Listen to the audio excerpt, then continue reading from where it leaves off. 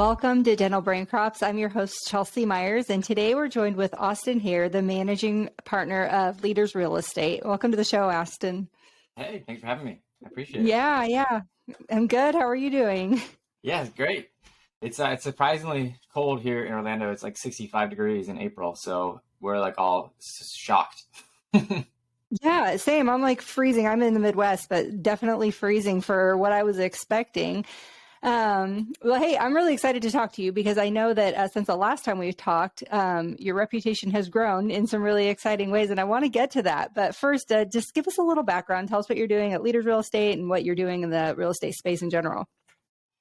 Yeah, so my story is that I started investing in real estate in 2011. Was when I bought my first residential house. I did what's called house hacking, where you live in a room and then you get roommates to pay you a set amount. And so I was actually generating, a good amount of money in addition to the mortgage. So was able to kind of leverage that into some other deals. And as I was growing I ended up opening up some gyms. And as I was looking for places to go and open gyms, that's when I met my partner in commercial real estate, because he came through and kind of like went really deep with the analytics. Like we went 7 layers deep with the analytics, and we added a scorecard, added everything up together. And then like what I found was the places that I thought were good, I had gut feeling about, all of a sudden didn't look so good. The places that I didn't feel so good about, all of a sudden looked a lot better. But it was really great having clarity around that decision-making process. So he had been doing healthcare for 14 years or so. And so he invited me to come work with him. And so back in 2019, we partnered together, and now we do a lot of development and brokerage for healthcare practices, and especially a lot in the dental and the DSO space. Awesome. So like developing your gut feeling along the way, I'm sure. Yeah, a lot of learning. That's actually really interesting. So did you ever end up pulling the trigger on something that was a good gut feeling back then that you would now not look at as a good deal? In terms of the gyms that I opened, I did 2 de novos and 1 acquisition. And so, looking back on it, the first one that I did was actually, the first location was really great. And then I overthought it. And I went to the second location. What happened was that the first location was really dense, but like really, really, really high population density, but at low income. Mm-hmm. And so I mistakenly thought that I wanted higher income, and I didn't take into consideration how valuable high population density is, because if you have a really high population density, you're going to have a lot of high income people in there. And so the second location was much more focused on the high income demographics, but not the population density. And so what happened was that location was just much slower. It never made it to the same status as the first one that I did. So, it's really the learning lesson is that it's all important, right? Population density is important. Income demographics are important. Synergistic users are really important. The plaza that you're in or that you're close to, are you a drive-to location or are you a drive-through location? Because if you're driving to there to park and get out and walk around, like those things are a lot more beneficial. So yeah, those were some of the learning lessons along the way. How interesting, because there's definitely some crossover now that you're in dental. That was excellent training ground for, I'm sure. Yeah, it was. And the other thing is viewing rent as a factor of marketing. It's like, it's always so tempting to want to get the cheapest rent possible. But when you think about like how much is your client worth to you per visit, right? Or your patient, in dental, you could say $300, a visit on average. So how much more can you afford to pay in rent if you're going to get a couple more clients a day? I mean, probably a lot, right? And so, happy to break that math down later if you want, but it's just a different lens through which to view things. Yeah, that's so interesting. So you were purchasing gyms, and then what segued into dental for you, or healthcare? So it was 2018. I attended a forum where I heard them talk about, actually 2017, they talked about, they were predicting a kind of like a correction in the end of 2019, early 2020. And so I was like, okay, you get out before then. And so I started, preparing them to sell. And I actually had plans to grow a lot more. But when I heard that talk, and then it was I was a franchisee, and I was getting in disagreements with the franchisor. If you think multi-level marketing is bad, you should go try and be a franchisee. It's way worse than multi-level marketing. And so the combination of those two things was like, I'm not going to put, invest any more of my time and energy into this venture. So I started preparing them for sale, and then sold in 2019. The economists got it exactly right, but for all the wrong reasons. So I just got super lucky there, and I really actually be glad that I disagreed so much with the franchisor, because that's what really motivated me to sell. And then because at the time, he had helped me pick out a location, and we're looking at other locations. So we're going to Tony Robbins events together, me and my partner, and we were working out together and stuff like that. So when I sold, I was kind of like an open book. I had plenty of freedom. And he's like, hey, come work with us and let's partner together. And I said, yeah, sure. So since then, it's been a real learning experience. Like I had been investing in commercial real estate, from the limited partner side. I mentioned earlier I was doing residential investing, so I had a couple of rental properties, but in the commercial real estate, I was still relatively unexperienced. And so then that's when we kind of went all in. And so now we focus on like trying to buy and develop buildings for DSOs, or even if there's like a group that is acquiring a practice and the real estate is involved, and the doctor might want to sell that real estate, and the DSOs usually don't want to buy it because it's tying up debt on their balance sheets. So we can come in and we can buy that. So that's kind of the story of how I segued, from residential to fitness to commercial real estate. Yeah, yeah. I love the way that you put that together for me. So do you have a strong interest in staying in dental? Like, do you feel another segue coming, or is this like really interesting and exciting to So you? yeah, right. So what happened with residential was I started putting them up on Airbnb, and it worked out phenomenally well compared to the long-term rentals. More work, but more money and stuff like that. So in the background, I'd kind of been having these Airbnb properties, and then kind of spent a lot more time focusing on the commercial real estate side of things for healthcare. But then recently have been splitting my time kind of between the two. So like, it always ebbs and flows, right? Like there's always like in busy season, like you're super, super busy. And then you get periods of like relaxation where there's not a whole lot going on, especially when you're doing like, when you're focused on deals, right? And so it's like, there's not a lot of consistency. So when one thing is really busy, one thing's super slow. So they kind of go back and forth. Right now I've been splitting my time pretty equally between Airbnb, like optimizing that business. We have a couple locations here in Orlando, and then focusing on the real estate side of things. And so I see myself doing both these things for a long time. I don't see myself getting out of it. With healthcare, real estate, obviously that you could do a full-time job in just one little subset of that. So there's a million different ways to slice it. But I mean, I'm really bullish on dental. We do stuff in urgent care. We have clients in dermatology and veterinarian and stuff like that. And so just in general, like anything that's sub 10,000 square foot range, dental has less than a 1% failure rate according to the SBA data. Like it's one of the safest businesses. It's proven to be recession proof. It's proven to be pandemic proof. And so I think it's a great business in general, and it's one that I'm just trying to be involved in and provide as much value as I can for the people in the industry.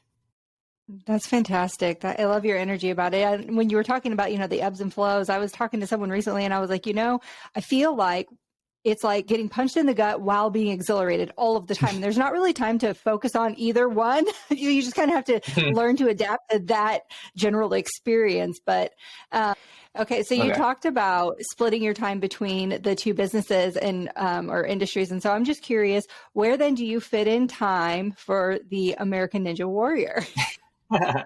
Yeah, good question. I have a problem taking things in moderation.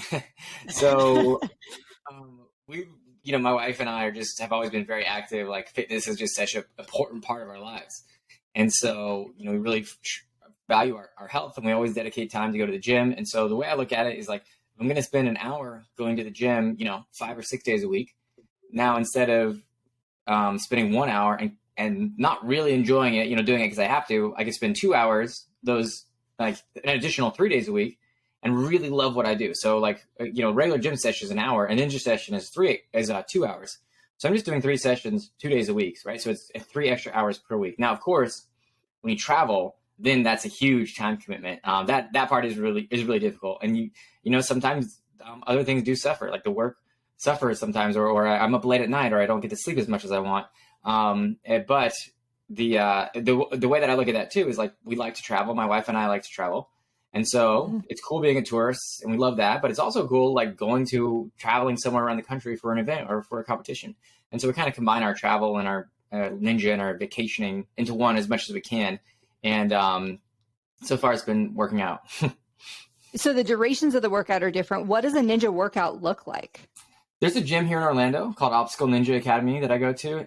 It's got some really, really good ninjas there that are great at training. So essentially, what we do is we'll go in there and we'll have some sort of warm up, and then they'll put together a course, and the course will be different. That's what's so cool about the gym we train at, is they're always changing the obstacles, because when you're on the show, you don't ever get to practice those obstacles. You got to look at them and figure them out and Yeah. try and do it first try. I mean, the warped wall is always the same, but like the salmon ladder, but for the most part, they're all different. So they're really good about mixing up the obstacles. So what we'll do is a warm up with everybody together, and then kind of one at a time, you go through and everybody tries the course. And you might go like right back to back. So you're kind of like pressure to go fast, or you might wait or whatever, but you're kind of running the course like multiple times, trying these new obstacles. It's a really, I mean, funny enough, you don't really need big quads. You don't really need big chest muscles. It's really about like your forearms and your pull strength. And so the muscle works against you. So you really want to be as light as you can.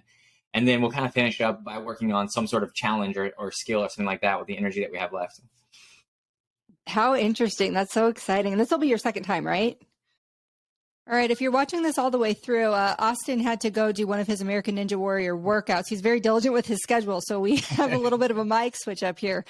But actually, I want to talk a little bit about that, because I know that athletics has been a part of your life for a long time, right? Not just this piece, but I think there could be the perspective that when you reach a certain level, or you have a certain, you get to a certain age or whatever, that it might be easier to fit these things in. But I know that's actually not the case, at least not for me. So how would you approach, or how do you approach, fitting in time for what you want to do, the things you feel like you need to do, and then anything extra that you want to explore? Yeah, generally speaking, I feel like you're never going to be less busy than you are right now. Like, it seems like as you get older, like you only get more busy. So it just becomes a prioritization thing and a scheduling thing. And so, yeah, when you were on my podcast, I know we talked about scheduling and putting things on the calendar, and that's super important. And so it's still, even though we talked about it, I'm still not that great at it. But one of the things that I do put on there is the workouts, the ninja workouts. So it's like Tuesdays and Thursdays at 1:30 p.m. That's just when they happen to meet. I have it on the calendar, and then I block it off, so that way nobody's scheduling calls or doing anything like that during those times, and I don't have an excuse, right? So it's like Tuesday, Thursdays, and Saturdays I go out there. Now, like on the days that I've hit in the gym, that's not necessarily an Ninja Warrior workout. Those, I kind of just squeeze in, but it takes a lot less time. I mean, you could get a great workout in 30, 45 minutes, so it is a little bit easier. But yeah, that's definitely like physically putting it on the schedule, things that you want to get done. Like, even if it's not meeting with another person, like even if it's just you, it's easy to think that like, oh, hey, yeah, to-do list, right? That's a great example. It's like, oh yeah, just write everything down. And it feels good kind of getting it out of your head and on the paper.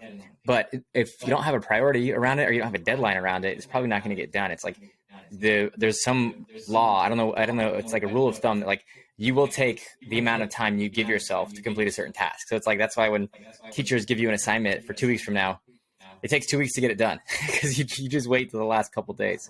So that's why I like putting everything like in the calendar to have a deadline. Yeah, absolutely. And I know this is a lot of people say to do this. I do it with my clients now, but I originally was introduced to the idea by a coach of mine who said, hey, I want you to write down the top 5 priorities in your life. What are those 5 things? Now I want you to, write basically a catalog of everything that you spent your week on, and see, do those things match? And they didn't match for me. And so it was really eye-opening to see that the things that I care about the most, I thought, well, as soon as I do this thing or that thing, you get your eye so stuck on the millimeter that you actually are missing the big picture sometimes.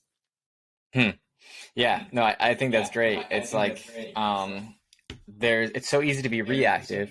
And so scheduling time like that to be proactive, where you're looking at like, okay, this is what I say is important, but this is what I've been doing. And so it's like that intentionality factor. I'm curious, did you also put that on your calendar? Like, you set a calendar invite to look at your calendar? That's actually funny. So I set a calendar invite to make my calendar. Is that what you're asking? Yeah. Yeah. It's not necessarily an invite, but it's like I block it off on my calendar. Yeah, it probably looks a little bit obsessive, but I actually find that I'm so much more, so much lighter having it that way.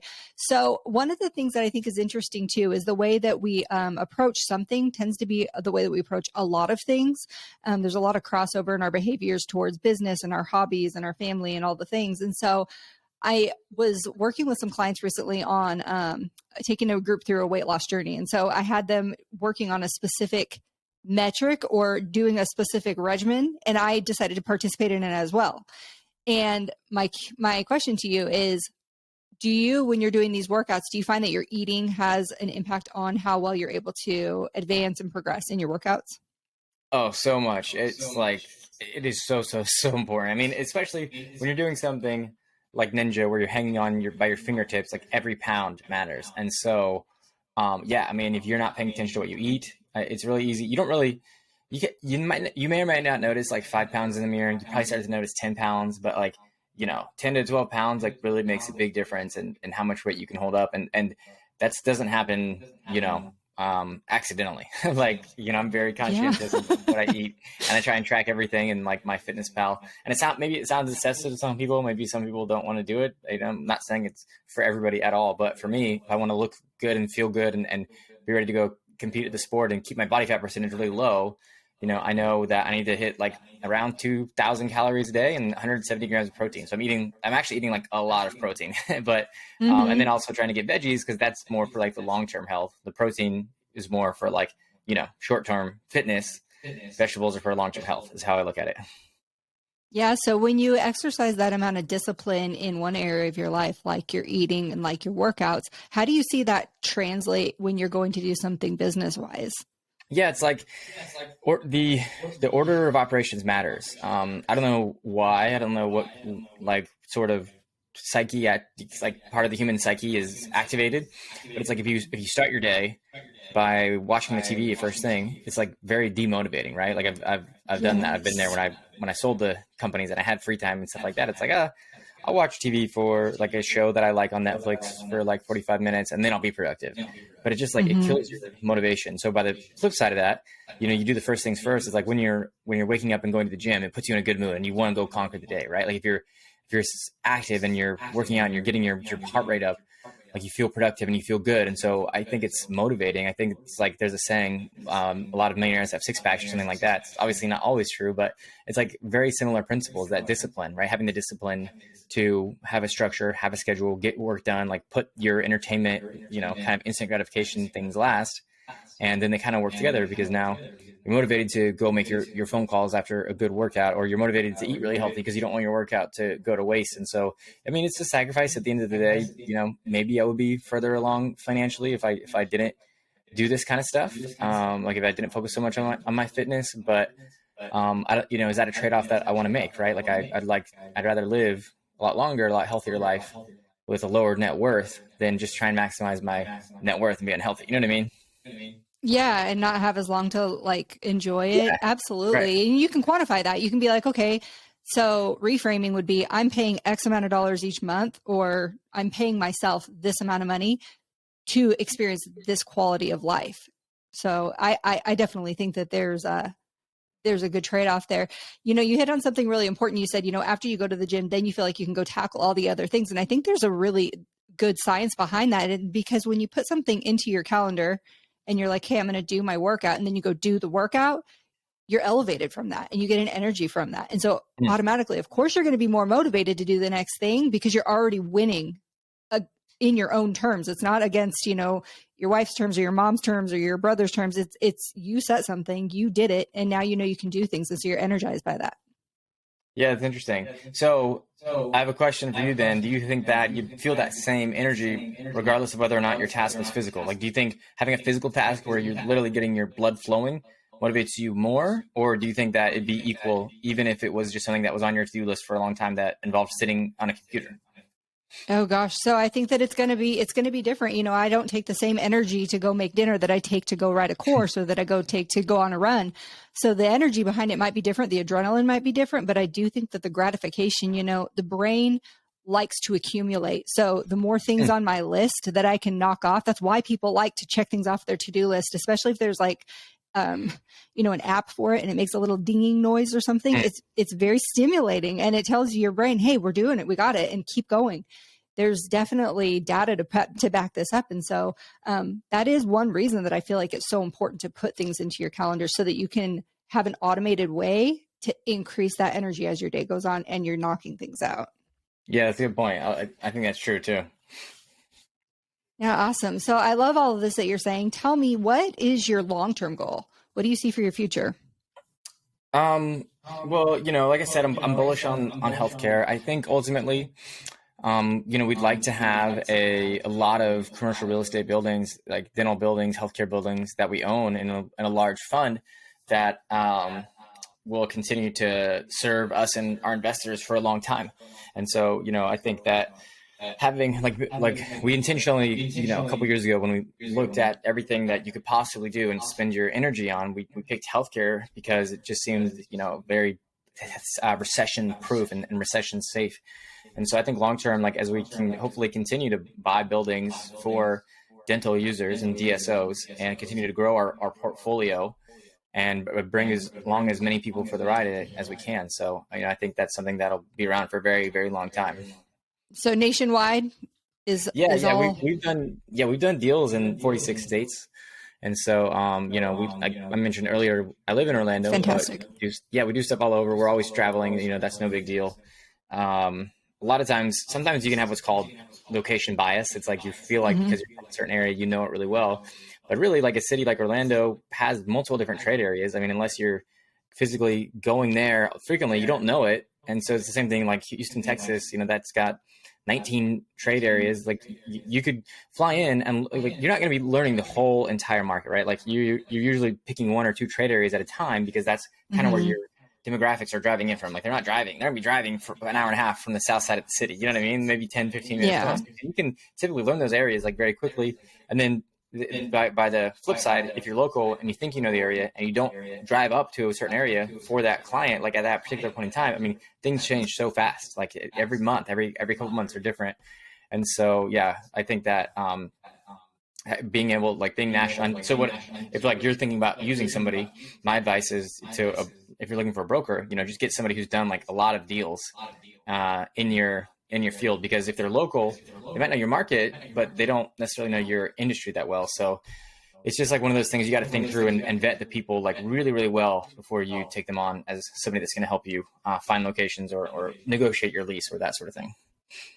Yeah, and I love the experience that comes with, having done this a couple of times now because it can be really attractive to find a really quick solution and somebody says the right thing and you run with it. But in the long term, I think that I've gotten to where you're at, where I'd rather take the time to ask a lot of questions and understand something really, really well before I decide on a person, a location, a thing, a deal, whatever.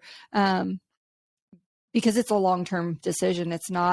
It takes away the initial feeling of wanting to get it done, but there are long-term impacts of whatever decision you make. So, 100%. Yeah. I mean, to build out a dental office is close to $200 a square foot right now. And so, mhm. like you mentioned, rushing that decision of who you're going to help pick your location. Um, I think a lot of times people just want to be nice. So that's why we pick our cousin or brother-in-law or golfing buddy or whatever it is Yeah. because we know them. But I mean, if you make this wrong decision, like it's one of the first decisions you make, it's terribly, terribly expensive. It could cost you a lot of money or it could cost you like the entire business. So yeah, it's just important to bring somebody in who knows your industry because there's a lot of different negotiation points. I mean, the plumbing and the electric needs and the way the operatories are set up is like very specific for dental. And so if you don't get somebody who knows and understands that, then you could just be shooting yourself in the foot. Yeah, absolutely. Well, I know it's really important to you to do really good things for people, and you can never know enough good people. So if somebody wanted to get in touch with you and they had something that they wanted to, run by you, ask some questions, what would be the way to do that? Sure. Yeah. I'll just give you guys my email address. My name is Austin Hare. So it's a hair, like on your head, at leadersre.com. So leadersrealestate.com. But yeah, feel free to reach out and ask any questions. We're happy to help, or help on the phone. Just even if you just have some basic questions, you want some advice, yeah, reach out. And then, of course, if you need help picking a location too, then we're happy to do that as well. Perfect. Thank you so much, Austin. I appreciate you coming on today. It's nice talking to you. Yeah, you're welcome. My pleasure.